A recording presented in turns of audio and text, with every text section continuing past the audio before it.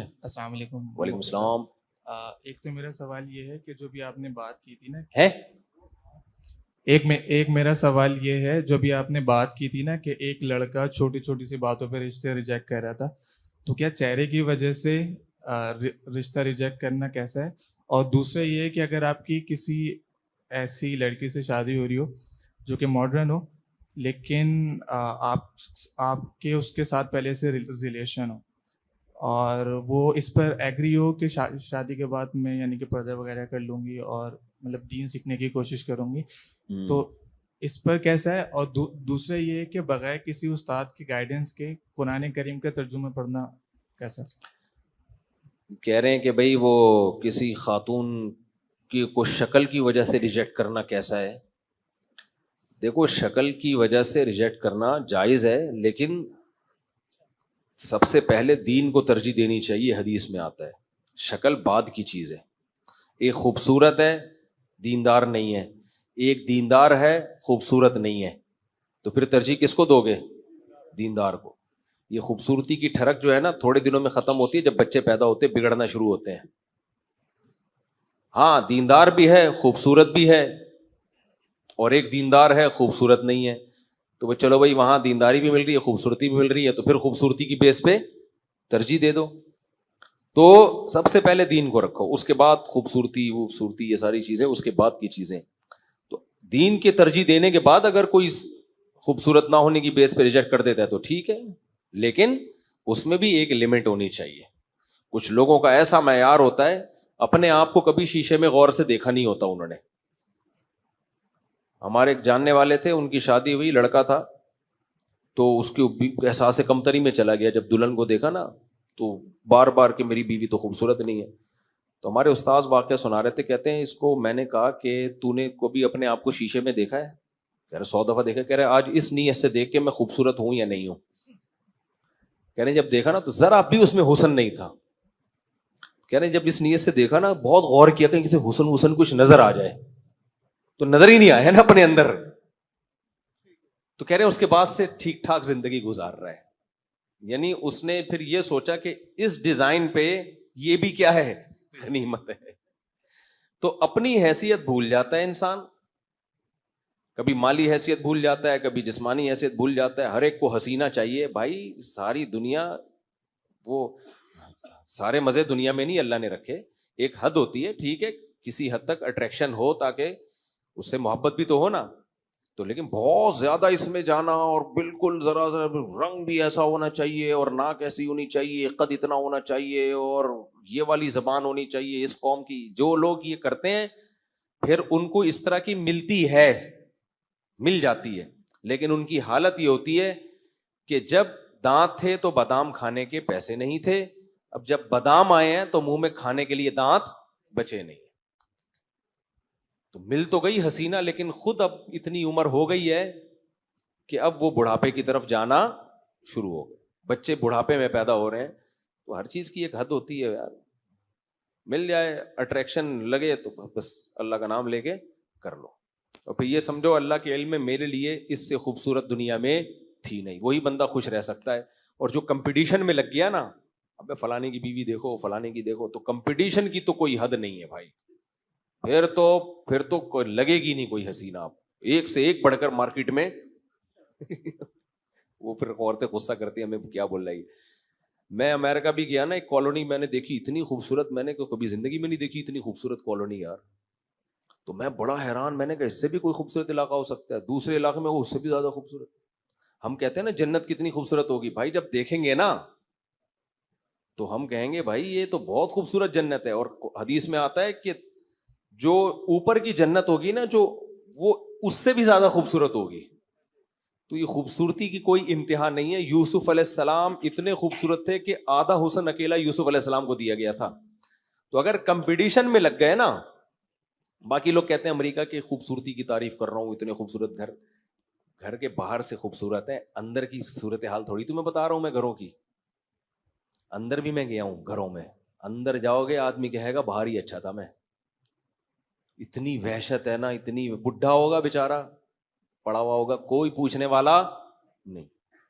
ایک یا بڈھی ہوگی, اتفاق سے کہیں کہیں بڈھا بڈھی دونوں ساتھ نظر آ جاتے ہیں. بچے تو ہیں ہی نہیں. ابے اس سے ہمارا انڈا موڑ کا گھر 1000 گنا بہتر ہے یار. گھر میں بچے تو ہیں, گھر تو ہے, لوگ تو ہیں, پبلک تو ہے. وہ تو پبلک ہی نہیں ہے تو دیواریں کھا رہی ہیں, تو گھر کا کیا کرنا ہے ایسے گھر کا. ایک کو تو میں نے ولاگ بھی بنایا, کتا لے کے جہاز میں جا رہا ہے. ابے کتے کی سیٹ کیسے مل گئی جہاز میں تجھے؟ کتا ہی اتنا, ہمارے غریب پاکستانی سے تو کتا اچھا ہے بیچارہ. اس کو تو پتا یہ چلا, اس سے ہم نے انٹرویو لیا تو وہ کتے کے اوپر نا ٹیگ لگا ہوا تھا. ٹیگ یہ تھا ایموشنل کر کے آگے کچھ, کہ اس کو خصوصی اجازت دی جا رہی ہے اپنے مالک کے ساتھ جہاز میں سفر کرنے کی. سیٹ پہ آدمیوں والی سیٹ ملے گی اس کو. ہم نے پوچھا یہ خصوصی کیوں؟ تو اس نے کہا میں نے بھائی اپلیکیشن دی ہے کہ میں اس کتے کے بغیر نہیں رہ سکتا, اتنی دیر بھی نہیں رہ سکتا کہ کتے کو کسی اور ڈپارٹمنٹ میں بٹھا دو, کتا اسی کی سیٹ پہ بیٹھے گا, میں نہیں رہ سکتا. پھر ہم نے ان سے پوچھوایا, وہ اسپینش بول رہا تھا. میں نے کیسے پوچھو کیوں نہیں رہ سکتا؟ تو اس نے, گورے نے کہا میری کوئی اولاد نہیں ہے کیونکہ میں نے شادی نہیں کی, گرل فرینڈ تھی, تو اب میرا یہی ہے. تو میں نے کہا دیکھو ان کی بہو بھی کتا, ان کا داماد بھی کتا, ان کا پوتا بھی کتا, ان کی کا نواسا بھی کتا, ان کی نواسی بھی کتا. تین نکلنے لگا تھا. ساری محبتیں جو بیٹوں سے, بیٹیوں سے, بہوؤں سے, دامادوں سے, پوتوں سے, نواسوں سے چاہیے, جو ہمیں مل رہی ہوتی ہیں الحمدللہ, تو وہ ساری محبتیں یہ کس سے لے رہے ہیں؟ کتے سے. تو ان کا تو بیٹا بھی کتا, بیٹی بھی, پوتا بھی, پوتی بھی, بہو بھی, داماد بھی, سب کچھ یہی ہے. باپ دادا بھی نہیں ہے تو ان کا باپ بھی یہی, ماں بھی یہی. حقیقت بتا رہا ہوں, ساری محبتیں کس سے لے رہے ہیں؟ کتے سے لے رہے ہیں. سمجھتے ہو کہ نہیں سمجھتے؟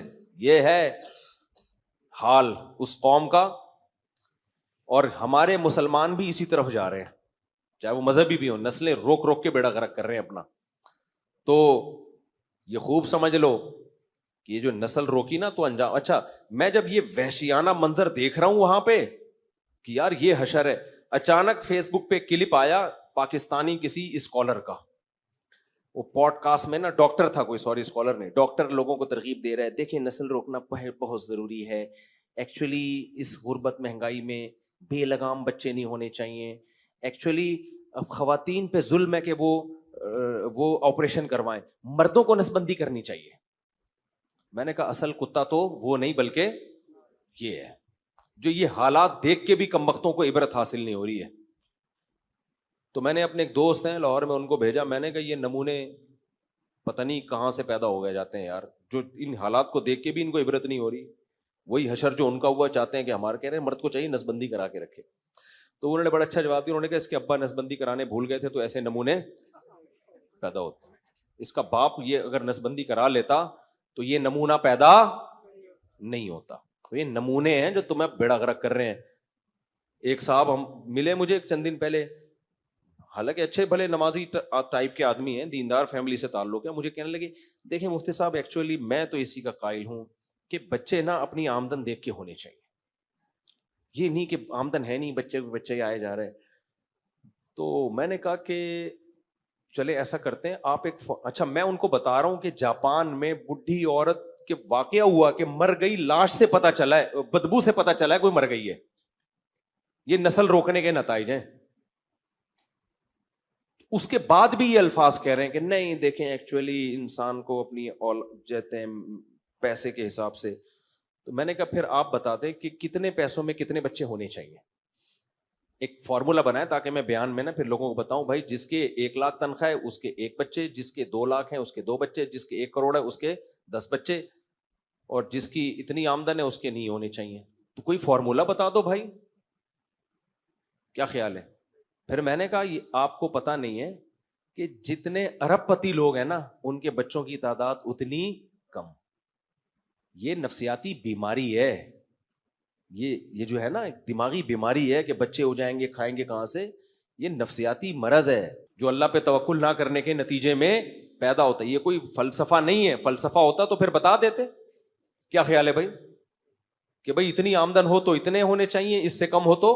ہم تو دیکھ رہے ہیں جس کی جتنی زیادہ آمدن ہے بچوں کی تعداد اتنی کم ہے. اس کا مطلب یہ ہوس ہے, یہ دنیا کی محبت ہے.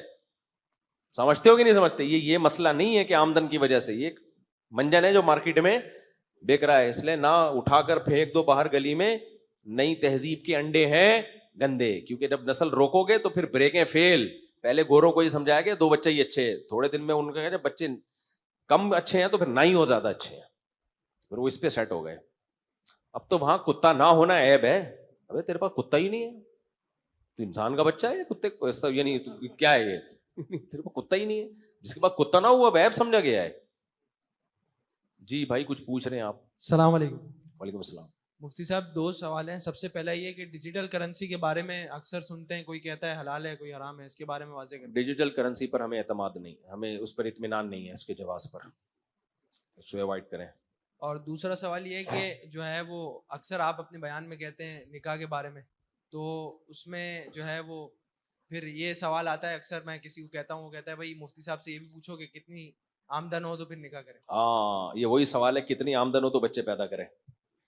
یہ ایسی بے وقوفوں والا سوال ہے.